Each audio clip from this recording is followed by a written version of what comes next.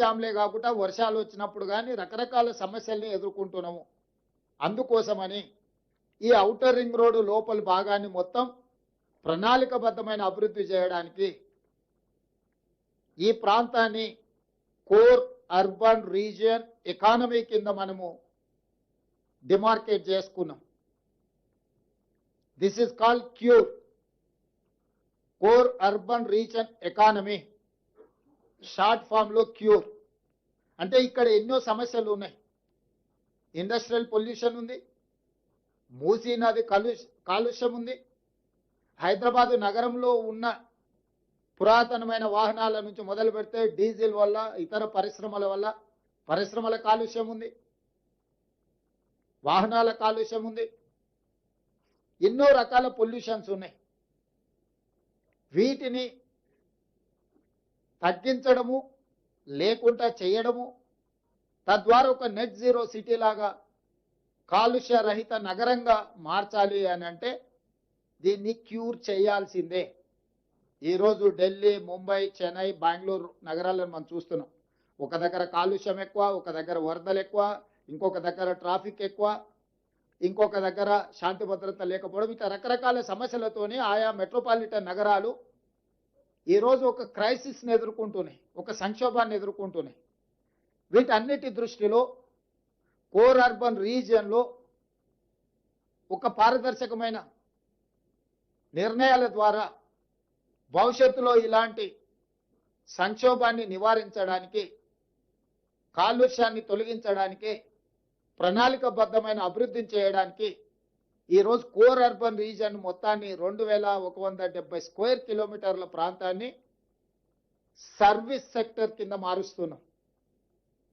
ఈ ప్రాంతంలో ఉండే జీసీసీలు కావచ్చు, ఐటీ కంపెనీలు కావచ్చు, ఇతర ప్రభుత్వ రంగ సంస్థలు కావచ్చు, ప్రైవేట్ రంగ సంస్థలు కావచ్చు, కాలుష్యాన్ని వెదజల్లే పరిశ్రమలన్నిటిని కూడా బయటికి తరలించడం ద్వారా, చెరువులను, కుంటలను, నాలాలను ప్రక్షాళన చేయడం ద్వారా అత్యధిక వర్షం వచ్చినప్పుడు రోడ్ల మీద, కాలనీలలో నీటి వరదల సమస్యల్ని తగ్గించడానికి ఈ కోర్ అర్బన్ రీజియన్ని ఒక యూనిట్గా ట్రీట్ చేస్తున్నాం. దీంట్లో అభివృద్ధిలో భాగంగా మెట్రో రైలు విస్తరణ కావచ్చు, మూసీ రివర్ డెవలప్మెంట్ కావచ్చు, ఫ్లైఓవర్స్ కావచ్చు, రోడ్ల విస్తరణ కావచ్చు, కాలుష్య పరిశ్రమలను తొలగించడం కావచ్చు, ఇట్లా అన్ని రకాల అంశాలను ఆ కోర్ అర్బన్ రీజియన్ ఎకానమీలో అభివృద్ధిలో భాగంగా అక్కడ డిఫైన్ చేసి కోర్ అర్బన్ రీజియన్ని మనము ఈరోజు ఒక ప్రణాళిక తయారు చేస్తున్నాం. అదేవిధంగా outer ring road out side కొత్తగా ఇప్పుడు రీజనల్ రింగ్ రోడ్ రాబోతుంది. సూత్రప్రాయంగా కేంద్ర ప్రభుత్వం ఆమోదించింది. రీజనల్ రింగ్ రోడ్డును మనం ఈరోజు ప్రకటించుకున్నాము. ఔటర్ రింగ్ రోడ్డు 162 కిలోమీటర్లు ఉంటే నగరం చుట్టూతా ఒక అభివృద్ధి వలయంగా, రీజనల్ రింగ్ రోడ్డు దాదాపుగా ఒక 360 కిలోమీటర్లతోని రెండవ మణిహారాన్ని తెలంగాణకు మనం ఈరోజు తయారు చేసుకుంటున్నాం. దీన్ని పెరి అర్బన్ రీజన్ ఎకానమీ కింద ఈరోజు మన పాలసీలో మనం తెచ్చుకోబోతున్నాం. పెరి అర్బన్ రీజన్ ఎకానమీ అంటే ప్యూర్. ఈ ప్రాంతంలో మ్యానుఫ్యాక్చరింగ్ జోన్, ఈ ప్రాంతంలో భారత్ ఫ్యూచర్ సిటీ ఉండొచ్చు, చందన్వెల్లి, సీతారాంపూర్ ఫార్మా కంపెనీల ఐటీ సెజ్లు ఉండొచ్చు, రేడియల్ రోడ్స్ ఉండొచ్చు, మెట్రో విస్తరణ ఉండొచ్చు, ఇతర రాష్ట్రాల నుంచి, ఇతర దేశాల నుంచి రావడానికి అవసరమైన ప్రణాళికల్ని ఈరోజు ఈ పెరి అర్బన్ రీజియన్ ఎకానమీలో భాగస్వామ్యం చేస్తున్నాము. దీన్ని షార్ట్ ఫామ్ లో ప్యూర్ అని మనం పిలుచుకోదలుచుకున్నాం.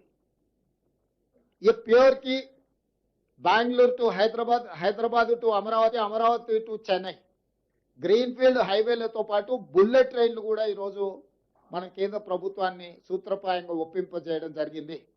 దీంతో దూరము తగ్గుతుంది. డెడికేటెడ్ గ్రీన్ఫీల్డ్ హైవే, ఎక్స్ప్రెస్ హైవేలు వేయడం ద్వారా, బుల్లెట్ ట్రైన్ ద్వారా రవాణా సులభతరం చేస్తున్నాం. భారతదేశంలో సముద్రపు ఒడ్డు లేని రాష్ట్రం తెలంగాణ రాష్ట్రం.